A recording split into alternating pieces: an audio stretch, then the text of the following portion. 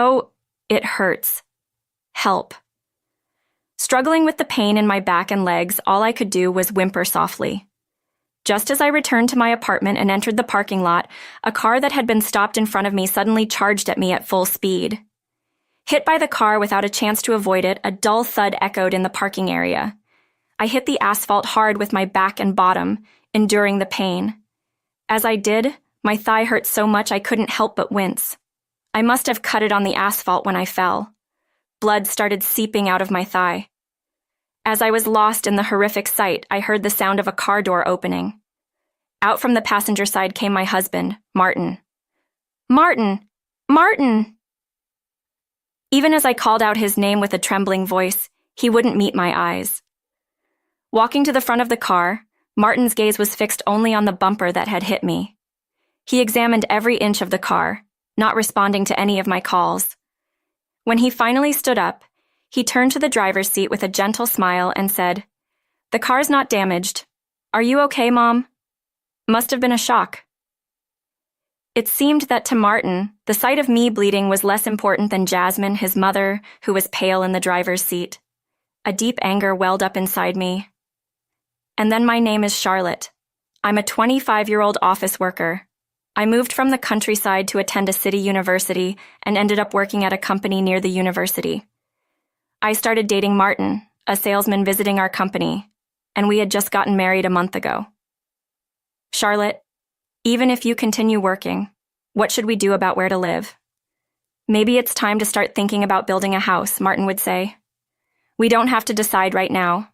Let's rent an apartment and then look for a plot of land or discuss what kind of house we want.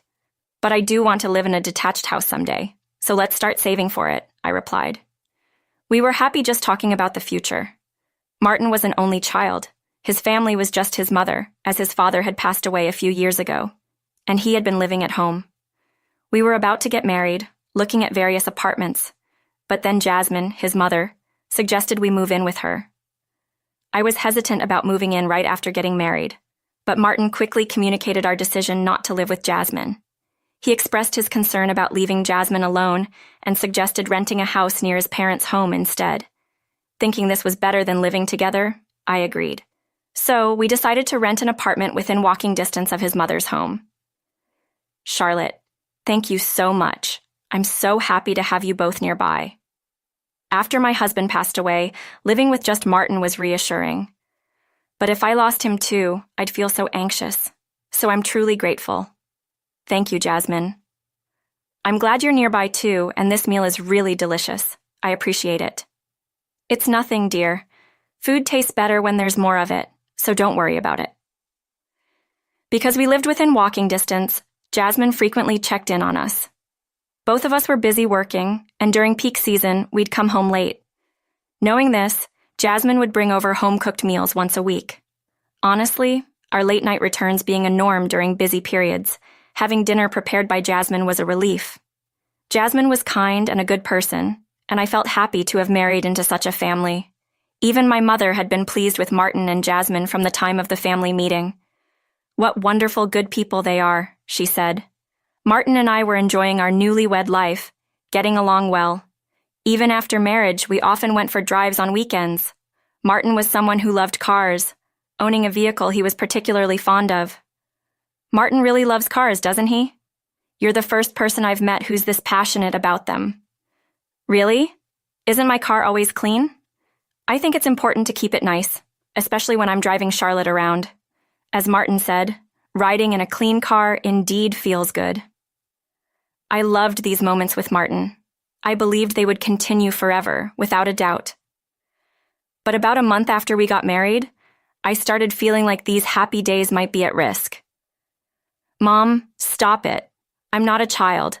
I can eat by myself. I'm fine." "But look, if Martin hurts his hand, it won't be good. He needs his hand for his computer work." "I know, but Charlotte is here too. It's okay. Hey, we always eat like this. Let me do it for you." On this day, Jasmine had brought crab to our house. She meticulously peeled the crab meat and handed it to Martin. I watched the scene from the kitchen, feeling a bit perplexed. Martin is the same age as me. He can certainly eat crab by himself. And even though he uses his computer for work as a salesperson who actively goes out to earn, it's not a critical issue. In fact, when he ate crab with me, he peeled and ate it himself without any problem. Martin, this one has a lot of meat. Open up. I can eat by myself. It's okay, it's okay. Jasmine snugly sat next to Martin, feeding him the crab. Honestly, I thought he could eat it himself without needing to be that close. I began to notice how unusually close Martin and Jasmine were from that day.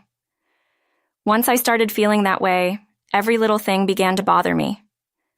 I'm going to take Mom to her lesson today. What? But we had plans to go to the movies this evening. Remember? I even bought the tickets. Sorry. The movie will come out on DVD or something later, so let's just watch it then, since you bought tickets. Why don't you go watch it by yourself for now? He may not be a total mama's boy, but for some reason, Martin always seemed to do whatever Jasmine asked. Not long ago, Jasmine suddenly called, wanting pizza in the evening. We had plans to go out for steak that day. We were ready to leave, standing at the front door when the call came. I thought we'd all go for pizza together, but Martin left me with, "Sorry, go have steak by yourself," and went to pick up Jasmine. When I complained to Martin upon his return, he said he'd be more careful next time, but nothing really changed. Martin continued to prioritize Jasmine whenever our plans clashed for whatever reason, and Jasmine accepted it as if it were her due. In fact, she seemed to try and stay close to Martin as much as possible. Apparently, at Martin's request, Jasmine started delivering dinner to our house and often stayed to eat with us. It became a routine occurrence once or twice a week. No matter how much I protested that it must be a burden for Jasmine. "It's okay. I live nearby," she'd say, with no sign of stopping. Moreover, we were often invited to tea parties or meals at the in-laws' house on weekends. Naturally, our time as a couple dwindled, and I couldn't find time for household chores I'd planned to do over the weekend.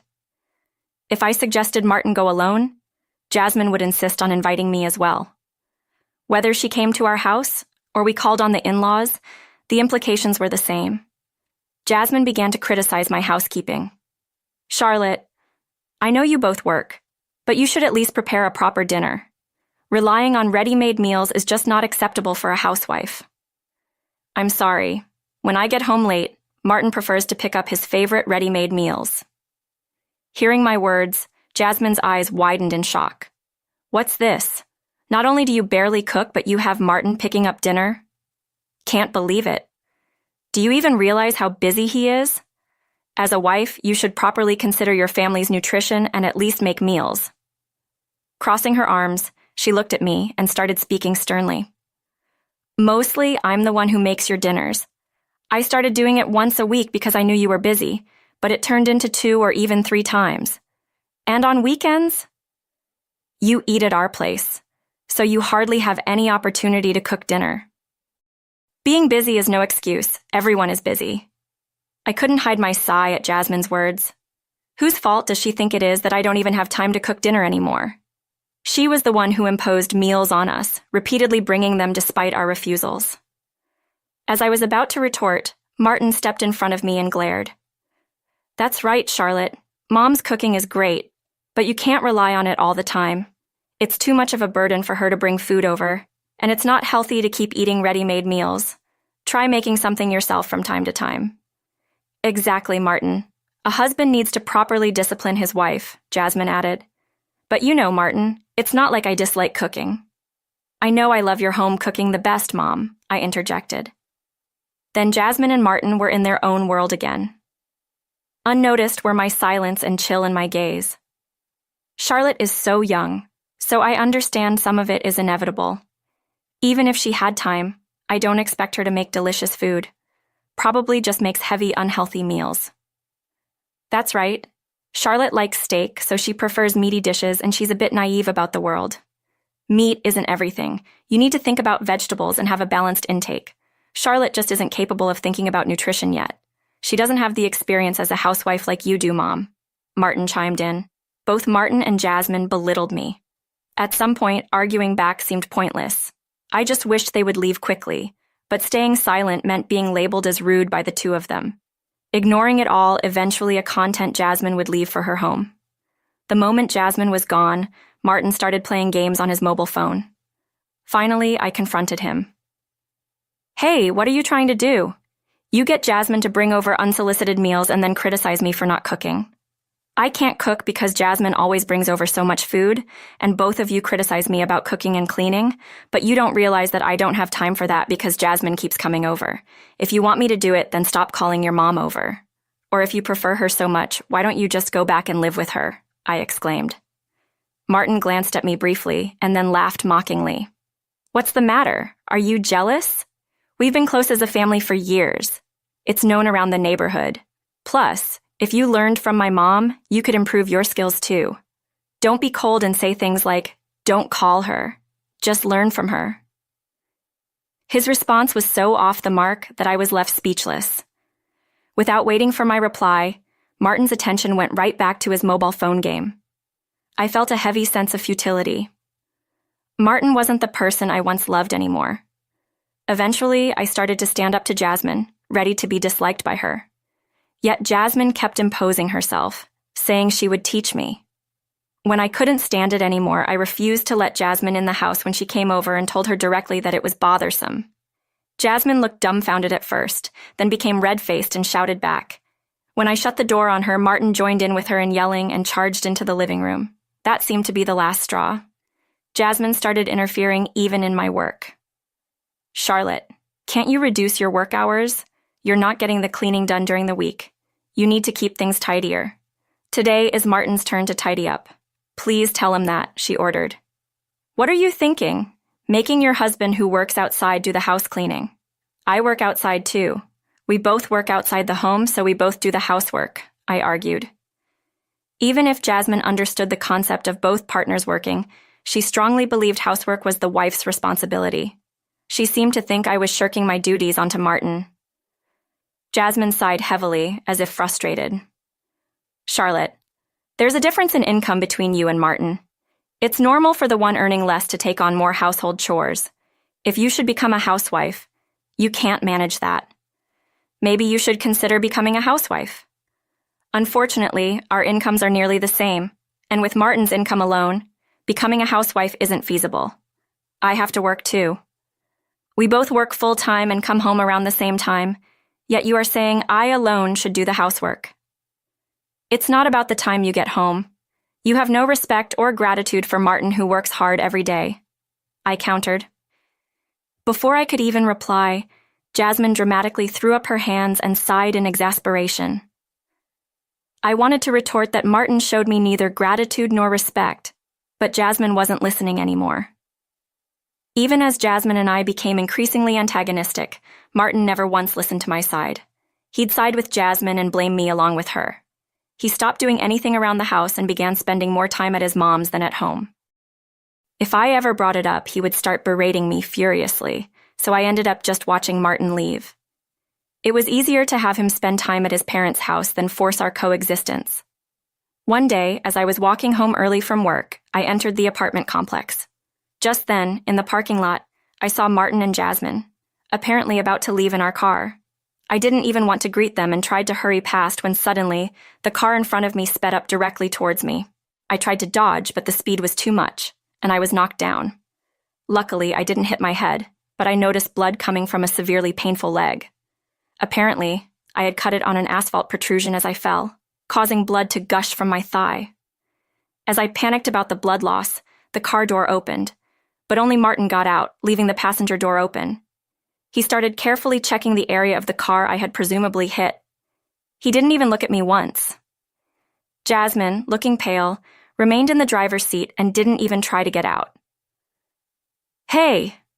I finally got Martin's attention. As the bleeding continued and I thought of going to the hospital, Martin turned away from me towards the driver's seat. It's fine. The car is not damaged. Are you hurt, Mom? That was scary, wasn't it? Are you okay? Martin said, smiling gently at Jasmine. I was dumbfounded by his words. Here I was bleeding in front of him, and all he cared about was the car and Jasmine.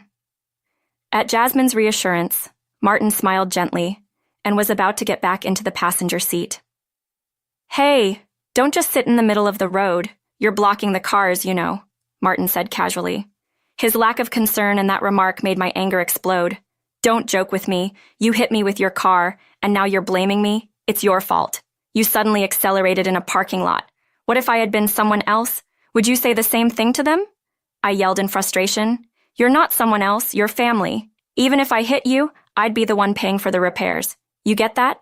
There's no benefit for me hitting you. Understand? No benefit. You're the one who hit me. Why should I be the one getting blamed? Martin argued back. As Martin and I were arguing, Jasmine finally got out of the driver's seat and approached me with a domineering stance. Charlotte, do you have any idea how much Martin's car costs? You were the one who ran into it, and yet you speak like that. The first thing you should do is apologize. I was so astounded by the situation that I was at a loss for words. Despite the car accelerating because of Jasmine's foot on the pedal, somehow she believed I had run into them. Why are you still sitting there with a victim's face? It's all your fault for not walking on the sidewalk, as Martin said. You're the one at fault. That's right. It's Charlotte's fault. Now go back home and take care of things. That's all you can do right now. I was speechless at their words. Jasmine and Martin insisted I had run into the car at high speed. Their absurd claim made my head spin. Impatient with my immobility, Martin dragged me to the side of the road, ignoring my cries of pain. They drove off immediately after. Someone rushed to my side. Are you okay? I've called the police. Please get into my car. Let's go to the hospital. The person offering help was a colleague who lived in the same apartment complex. Thinking about asking her for a towel to avoid soiling her car due to all the blood, dizziness overcame me again, likely from too much blood loss. I realized the severity of my condition only after receiving treatment at the hospital and explaining everything to the doctors. I was told I needed to stay for a few days, but I hadn't prepared for such an event. Even if I wanted someone from home to bring my things, I wasn't sure if Martin would be there, and even if he was, I didn't want to rely on him. Fortunately, there was a shop in the hospital, so I asked the nurse to make some preparations. Instead of notifying my company and thanking the colleague who brought me in, I barely finished when my mobile phone began to vibrate. It was a call from Martin. I had no intention of answering, but accidentally pressed the answer button while talking to my colleague, and Martin's voice came through. I finally picked up. Mom's in a lot of trouble because of you, and you have the nerve to ignore calls from your family. What? Who are you? I don't have a hit-and-run offender in my family, I firmly retorted to Martin's words. What? Now you're calling my mom a hit-and-run driver too? The whole neighborhood is buzzing with rumors that she did a hit-and-run. The police might come. They say you reported it, didn't you? It's a misunderstanding, and apologize to the police and Mom. It's a hit-and-run if you hit someone and flee, and I didn't report it, as Martin spoke. I didn't report it. Excitedly, I told him it was my colleague who had taken me to the hospital and reported it. He seemed taken aback, a faint click of his tongue audible. Well, you pretending to be the victim and telling the police should clear it all up. Come quickly. I have to be hospitalized. I can't. Besides, you were sitting in the passenger seat, right? Do you really believe I ran into the car and fell? When Martin heard my retort about playing the victim, he was silent for a moment. Then he spoke to me in a scolding tone, as if I were a child. Look, Charlotte, if Mom really made a mistake driving and hit you, what do you think would happen? She might become too scared to ever drive again. Don't you think that's pitiful? That doesn't make sense. Someone who drives that dangerously shouldn't be driving at all. Why do you have to say it like that? Just tell the police you weren't looking either, and it's all settled. Don't you get it? Families help each other when they're in trouble.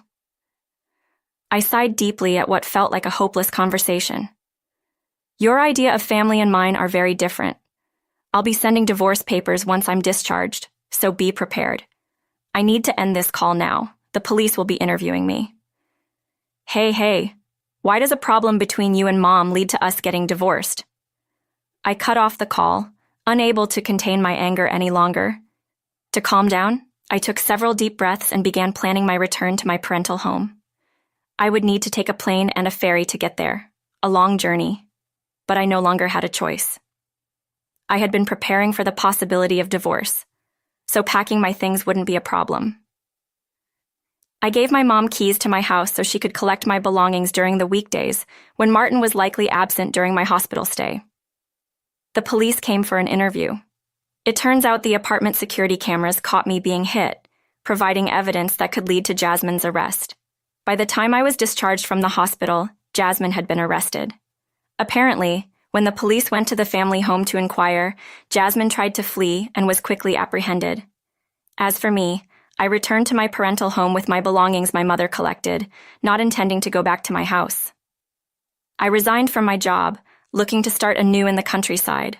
The warm send-off I received when I visited my company to say goodbye contributed to my positive outlook.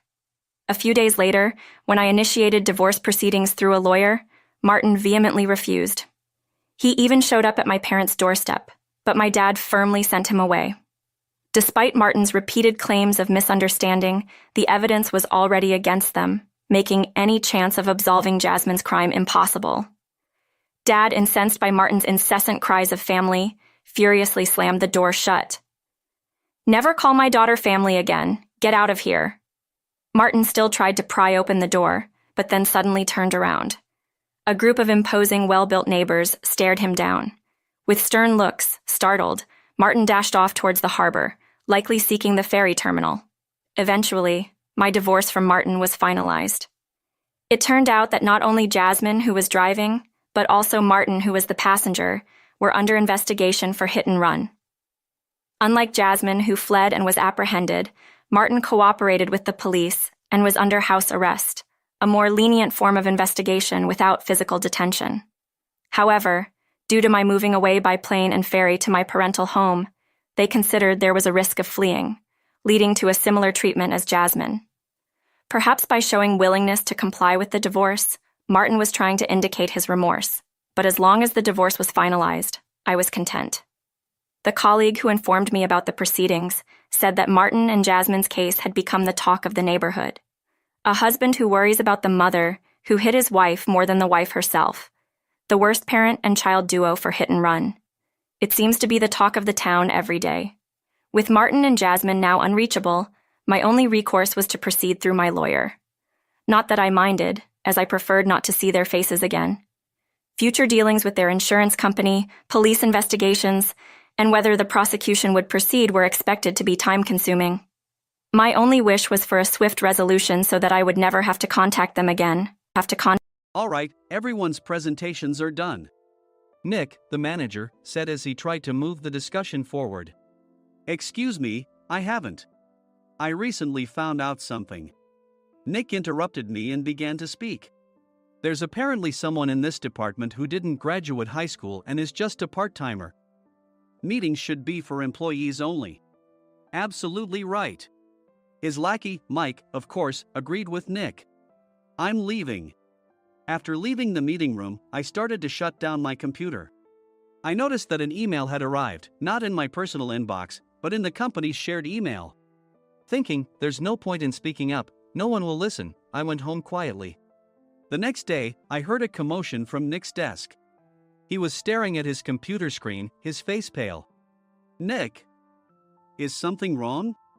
Mike looked at the screen with him. And he turned even paler than Nick. Why is he so angry?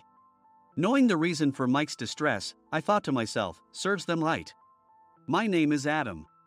My mother passed away when I was in the 9th grade, and I was raised by my father.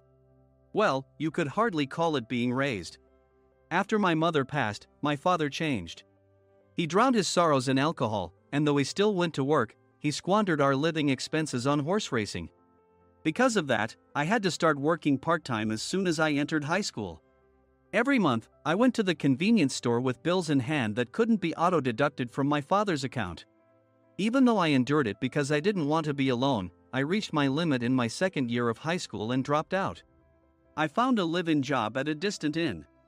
Thank you for everything. The day I left home, my father, still staring at the TV, spoke. Take care. That was our last conversation. Back then, 18 wasn't the age of majority, so I needed my father's permission to work, and I couldn't hide my place of employment. Yet, my father never visited me even once. I kept working just to survive, and before I knew it, I was 42. Years of hard work paid off, and I was transferred to the headquarters. I was thrilled to be recognized by the company, as I thought I'd be working in the field until retirement due to my lack of formal education. Listen up. Our work can change the future of our employees. Don't drag us down. On my first day after the transfer, Nick, dressed in an expensive suit, spoke sternly. There was a reason for this. Our inn was located in a prominent tourist destination, known so well that everyone in the state could sing its commercial jingle. At its peak, we had 5 locations within the state. But that was long ago. Due to financial difficulties and aging facilities, only the place where I had worked for many years and the original establishment remained. I was prepared to lose my job anytime, but now there was a glimmer of hope. With the rise of social media, the tourist area where the inn was located started gaining attention again. Depending on how hard the sales department, where I was transferred, worked, we could either thrive or be forced to give up this prime location to the new hotel chains continuously popping up. For Nick, who had switched careers from another industry to strengthen our sales, this was a battle he couldn't afford to lose. I understood why he had to be strict. I will do my best. Nick sneered at my enthusiastic declaration. Did you not hear what I said? I'm sorry. I thought I was listening carefully. Out of habit from years of customer service, I apologized reflexively, though I had no idea what had offended him. Someone was watching me with a smirk. In this department, there are those who are expected to excel and those who have been shoved here because they have nowhere else to go. You are the latter. It was Mike, the section chief. He's 7 years younger, at 35. But he was called to headquarters much earlier than I was and had been moving around within the headquarters ever since. I'm not jealous, but I can't accept that he's my boss. Graduating from a prestigious university, he has an unusually high pride and caused many problems as a newbie, making things very difficult for me when I was the front desk leader. When I found out Mike was transferred to the sales department a month before me, I was disheartened. Mike is right. With just a middle school diploma, there's not much you can do. Don't even think about achieving results. As if I didn't exist, Nick remarked, I'm thirsty. Mike eagerly ran to the coffee maker. It seems Mike is Nick's lackey. I regretted being happy about my transfer to headquarters, wishing I had stayed on site forever. Send a direct mail to every company on this list by the end of the day. Nick only assigned me tasks that even a new graduate could handle. What? There are over 1,000 companies. You want me to send to all of them by today? Yes, if you and your fellow misfits split the work, even those with nowhere else to go should finish by today. I glanced at the employees typing away expressionlessly. They were worn out from customer service, only thinking about leaving on time, or were women reassigned after having children, with zero motivation for work. Even Sam, a new graduate from the same university as Mike, who was supposed to be among the expected achievers, had no enthusiasm for the job, having joined the company wanting to do customer service. I don't care what they say, I plan to quit anytime, he said. Only Nick and Mike were highly motivated, making all the decisions between the two of them. I originally only wanted to work at the inn to survive and had no particular attachment to this job. I swallowed my words, thinking I had no right to reprimand them. About a month after the transfer, Nick told us with a frustrated look. To commemorate the 50th anniversary, we've decided to create a plan exclusive for one group per day. Originally, Mike and I were supposed to come up with it, but our president, Mr. Thompson, insists on hearing everyone's opinions. So, you all get a chance. As Nick explained, Mike began handing out prints. Make sure not to embarrass Nick. If your ideas are half-baked, you'll have to redo them. It seemed that they had printed his handwritten notes by Mr. Thompson, which included several questions and a section for free responses. It made sense why Nick had to seek our input, given that all responses had to be submitted to Mr. Thompson. We were given a week to think about it, and a meeting was scheduled to compile our ideas. My plan is to let guests enjoy both the old and modern America. Nick began the presentations. Guests would watch a master confectioner at a nearby traditional sweet shop make sweets in front of them.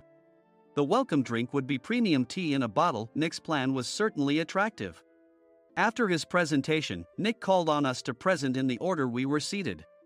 Just as I stood up for my turn, Alright, everyone's presentations are done. Excuse me, I haven't. I recently found out something. Nick interrupted me.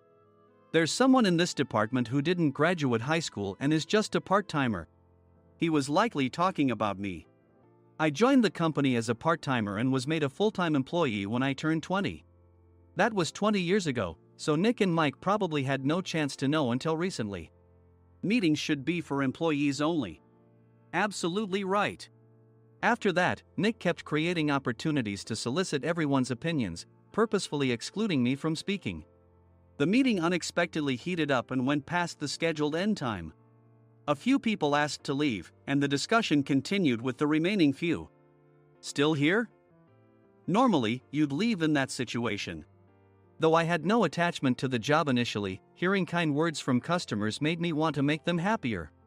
For someone like me, with nowhere to go, the inn was my home and customer service was my life. I felt pathetic about my current self. I'm leaving. I left the conference room and started shutting down my computer. I noticed an email had arrived, not in my personal inbox, but in the company's shared email.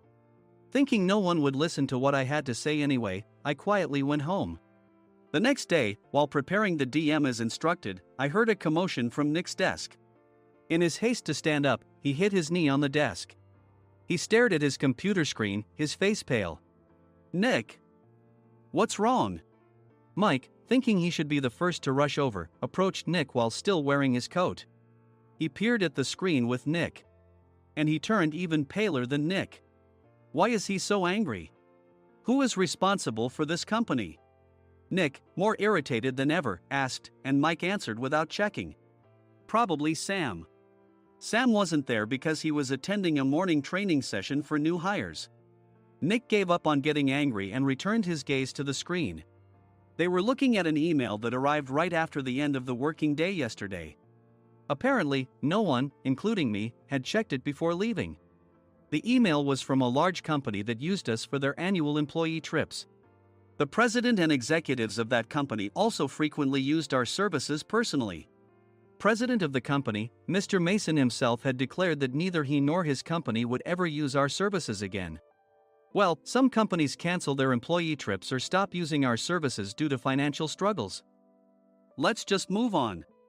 Mike kept wiping the sweat from his forehead with a handkerchief. Knowing why Mike was so agitated, I quietly watched their interaction. Do you know how much revenue we get from that company? We can find other guests to fill the rooms, but we'll lose the banquet costs, gift shop revenue, rental car fees, and more. Moreover, the gifts were supposed to be prepared by the traditional confectionery shop involved in Nick's proposed plan.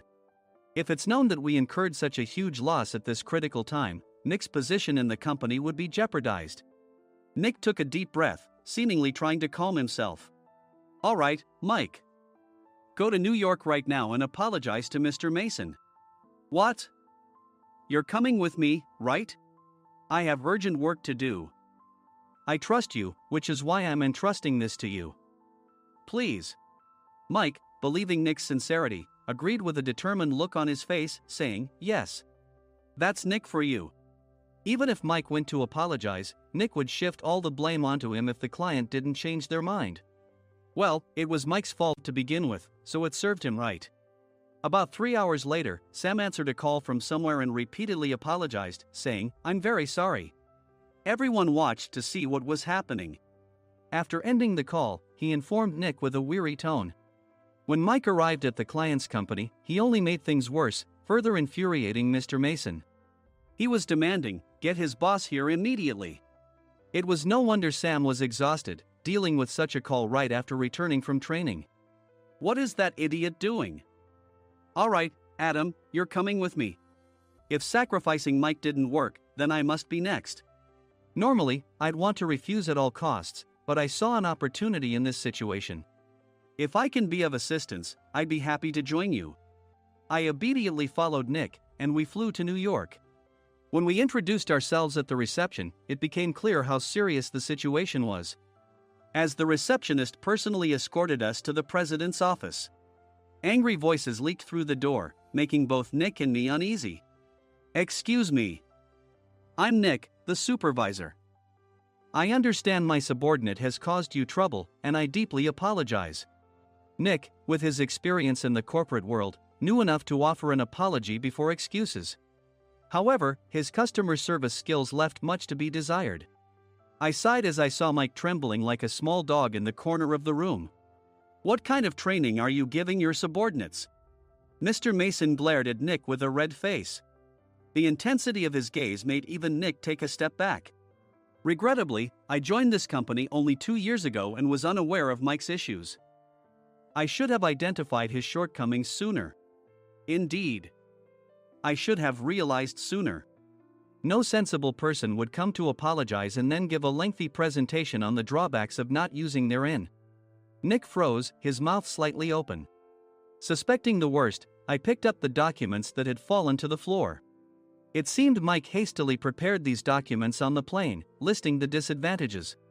Disadvantage 1: if you change the venue for the company trip, employees might suspect it's for cost-cutting reasons, leading to a negative impression.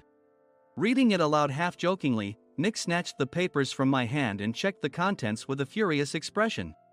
Among the stack of documents was a receipt from a nearby convenience store's copy machine. I felt a pang of dread, hoping he hadn't shown the receipt as well. What do you think he said when I asked what kind of nerve he had to do this? I'm very sorry. Faced with the dire situation, Nick must have thought there was nothing left to do but apologize. In a voice smaller than I'd ever heard from him, he uttered words of apology. He said, "I'm a Harvard graduate. I don't believe I said anything wrong." Mike! What have you done? Forgetting his plan to pin the blame on Mike, Nick yelled loudly, even in front of Mr. Mason. "I didn't do anything wrong." "You're still saying that? Look at him." Mike pointed at me with a shaking hand. "I was assigned to headquarters in my 20s and now I'm a section chief. This guy only made it to headquarters at 42. Everything I've done proves I was right. So why are we losing the contract?" Having said his piece, Mike collapsed to the floor. "Of course. You were sent there because you had nowhere else to go." Mike never expected to hear such words from someone he looked down upon. He lunged at me, and Nick hurriedly stepped in to stop him. "Mr. Thompson told me Mike is a quick thinker, and to take good care of him." There's no way he was pushed aside. "Don't make things worse here. He didn't say quick thinker, he said only quick-witted, didn't he?" I don't remember that part. I recalled the many troubles Mike caused when he was a newbie. When Mike was on the front line, his pride was so high that he never apologized to customers. Customer service, especially in our job, doesn't work alone. It brings both good and bad situations. If the front staff or housekeepers made mistakes, or the cleaning company didn't properly clean a room, one had to apologize to the customers regardless of personal fault. Mike, in such situations, would never apologize, insisting he wasn't at fault. This often angered customers, and as the front desk leader, I frequently had to apologize on his behalf. He caused complaints and disrupted operations, which is why he was quickly moved to headquarters. In departments where he didn't interact directly with customers, his quick thinking was beneficial and things went well. But it seemed his flaws were starting to show. Corporate reservations are supposed to be entered into the system by the sales representative. But a quick check yesterday revealed that more than 10 items were missing from the client's reservation. The handover document clearly stated what needed to be prepared. Why didn't you enter it into the system?